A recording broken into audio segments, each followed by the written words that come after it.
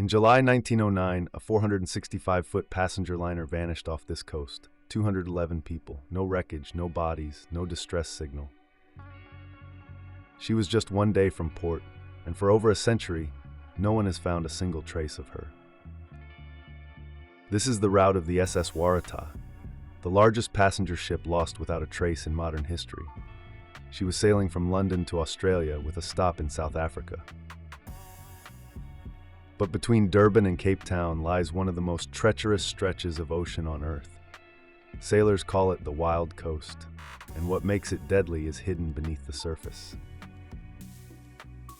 The Waratah was brand new, launched in September 1908, built in Glasgow, 9,339 gross tons. She was the pride of the Blue Anchor Line. Her maiden voyage to Australia went smoothly enough, but several passengers noticed something troubling. In calm seas, the ship rolled heavily and was slow to right herself. One of those passengers was William Henry Bragg, a physicist who would later win the Nobel Prize. He concluded the ship's center of gravity was dangerously high. Another passenger, Claude Sawyer, was so alarmed that on the second voyage, he left the ship at Durban. After the ship vanished, Sawyer produced the cable he had sent his wife, booked Cape Town, thought Waratah top-heavy, landed Durban. He was one of the last people to leave the ship alive. The Waratah left Durban at 8:15 p.m. on July 26, 1909. By dawn, the cargo ship Clan McIntyre spotted her near the mouth of the Mbashe River. The two ships exchanged lamp signals. Then the Waratah pulled ahead and vanished. The search covered 14,000 nautical miles, 15 ships, 8 weeks. They found nothing, not a lifeboat, not a life preserver, not a single piece of floating debris. Nearly a century later, a South African researcher named Emlyn Brown spent over 2 decades and 9 expeditions searching for the wreck. In 1999, his sonar found a ship at a 113 meters depth that matched the Waratah's profile.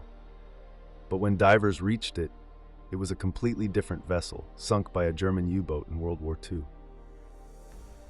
But a 2025 paper in the Journal of Maritime Archaeology may have finally explained what happened.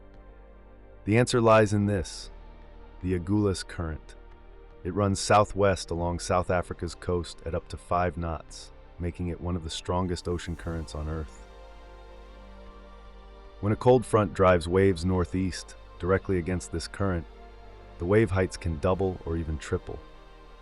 And right here, where the continental shelf drops from 200 meters to over 1,000, those amplified waves become rogue waves, walls of water reaching 20 to 30 meters high.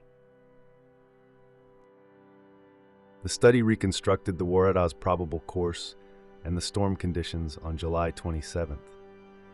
It concludes the ship likely met a rogue wave at the continental shelf break, possibly near the head of a submarine canyon where the seafloor drops away with almost no warning. The paper narrows the search area to just 40 by 10 nautical miles. With modern deep-sea scanning, the Waratah could still be found, possibly sitting upright on the ocean floor, preserved by the cold, dark water. The Waratah disappeared less than 3 years before the Titanic. The Titanic changed maritime safety regulations worldwide, but the Waratah, the ship that left no trace, was largely forgotten. 211 people, somewhere beneath the Agulhas Current, still waiting to be found.